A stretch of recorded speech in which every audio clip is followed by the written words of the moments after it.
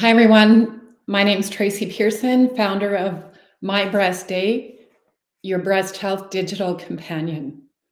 How many of you pay attention to your breast health, let alone on a regularly scheduled basis? January 6, 2021, on my birthday, instead of celebrating the new digits, I met a new doctor. During our meet and greet, I shared concerns over pain in my lower left armpit. After an exam and sending me for some tests, 3 weeks after I met my new doctor, she delivered me the news. Tracy, you have breast cancer. I was diagnosed with stage 2B, grade 3 invasive ductal carcinoma. Over the next 14 months, I endured multiple life-changing surgeries and 4 months of chemotherapy. Did you know that 1 in 8 women globally will be diagnosed with breast cancer in their lifetime? And looking closer to home, almost 29,000 Canadian women and 280 men were estimated to be diagnosed last year. And women of color in Canada and around the globe have the highest rate of late-stage diagnosis in rural communities due to lack of awareness and resources. I was one of the 80% that didn't have a family history. Due to the pandemic, it added extra overwhelm with planning surgeries, chemotherapy, and more. I used 7 apps to organize, and my family created spreadsheets for medication, doctor's contacts, appointments, meal planning, and expenses. I kept thinking there has to be a simpler solution. And although our treatments varied, the struggle was the same for the planning for the survivors in my group, which is 187 in my community.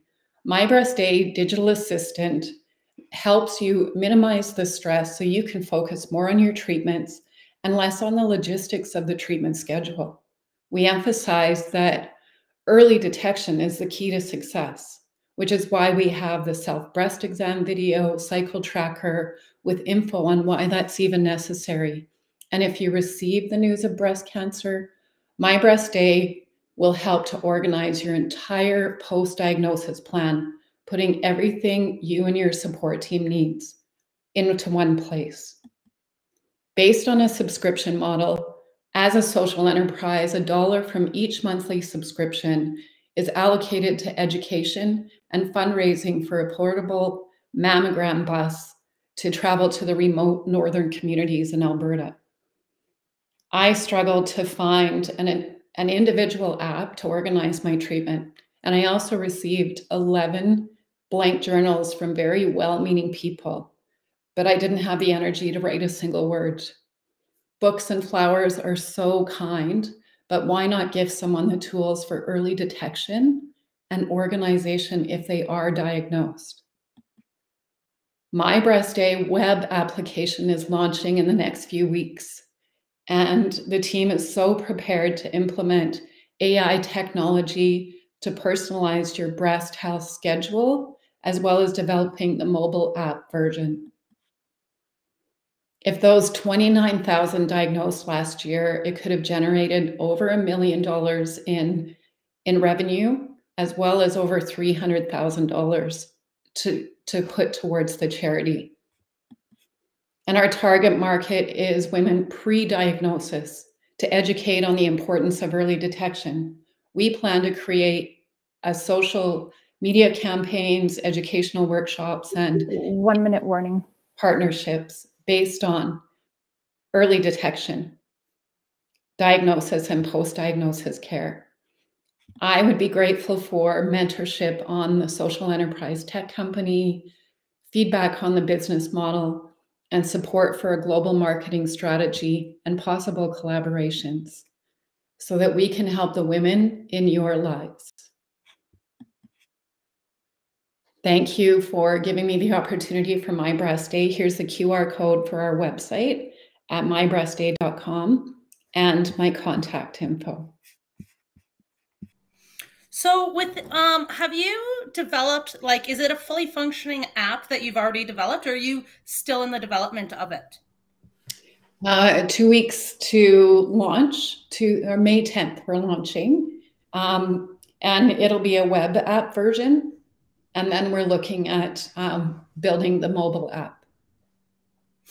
It's really interesting. A friend of mine had breast cancer and, has decided to go out and get support. And one of the things, to not, get too political or stand on anything here, was she went to and talked to people, and a lot of men were like, I don't get it. What's the problem? And she was like, well, obviously you don't get it. You're not the market here. So what you're doing is great. And I loved your story. I love how you opened it up. And I'm sure everyone here was just not only a ton of empathy and the courage that you showed by sharing it, but also your knowledge. And it really is an amazing product that you're bringing to the market. Thank you, Carla. Yeah, my point is not necessarily a question, but I guess it is to some extent. Like you're probably gonna have a big marketing push ahead of you, because your primary target audience are, first of all, people before their breast cancer diagnosis. So you have to have that value proposition. What's your value proposition to get those people who aren't like diagnosed with breast cancer to download your app? And I wanted to know your rationale behind going for a web version of the app before a mobile version of the app. I feel like you have just decreased your access there.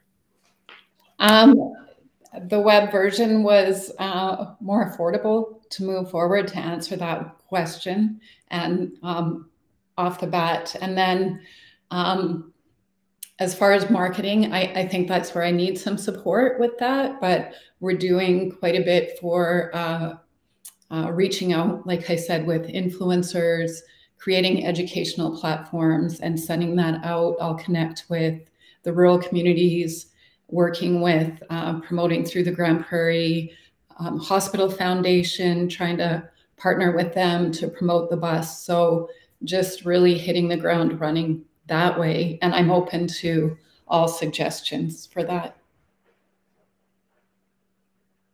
Thanks, Danny. Yeah, I also wanted to say, thank you for, your courage in sharing your story and moving forward with, everything that you learned through your own personal process. Even though I'm one of those guys that doesn't get it, as you said, there are an alarming number of women in Canada that are diagnosed with breast cancer. 10 years ago, I lost one of my dear friends after she was diagnosed with stage 4. I wonder, like, when I think of the apps on my iPhone, and I'm just wondering about when you said the number of potential subscriptions and your revenue, that there's a freemium, there's a premium. When I think of the myriad of things that people are willing to pay for that are really kind of meaningless in their life, and how this is incredibly meaningful, maybe whether or not you spend some time chatting with people about the valuation and what people would be willing to pay for premium versions. It sounds like your kind of monthly subscription or annual subscription would actually be quite low. And I wonder whether or not there's, just having conversations with people, whether or not there are opportunities to maybe expand that a little bit for something that is so incredibly valuable. Thank you. Okay, so I think with my breast day, I just have a question. Is there an opportunity for you to create the value proposition for the use of your app by getting, I don't know, allowing them to share their probably trackings with their healthcare providers? I think part of your app is to kind of track your cycle or track different observation. Is there an easy way to share it with your family doctor or so forth? And that could be a value proposition that you could use for uptake? We do have a caretaker login set up for it. So any caretakers, and that's whether it's your healthcare provider or somebody, if you're in home and you are diagnosed and going through treatments. I had a lot of family support, so they can log in and look at your calendar, your schedule, your symptoms, and it's got settings on it so that you can have privacy on some parts that you don't want people to look at. But yeah, basically the calendar is the heart of it, and they can look at your schedules and your contacts and your medications. So in this instance, so you can have like, for instance, someone diagnosed with stage family members, they can all that information and kind of track. As long as you allow them access to it through the caretaker login, then yes, they can look at it. Okay, excellent. Thank you. Thank you, Danny. I thought maybe there for a moment that Danny had frozen and gone silent again, but maybe the problem was on my end. Because Tracy even like answered you like she heard everything. So you went silent on my end too, Danny. Oh, really? Oh no. Yeah, but Tracy's just that intuitive. She was just like, I'm picking this up. I know where this is going. She's exactly.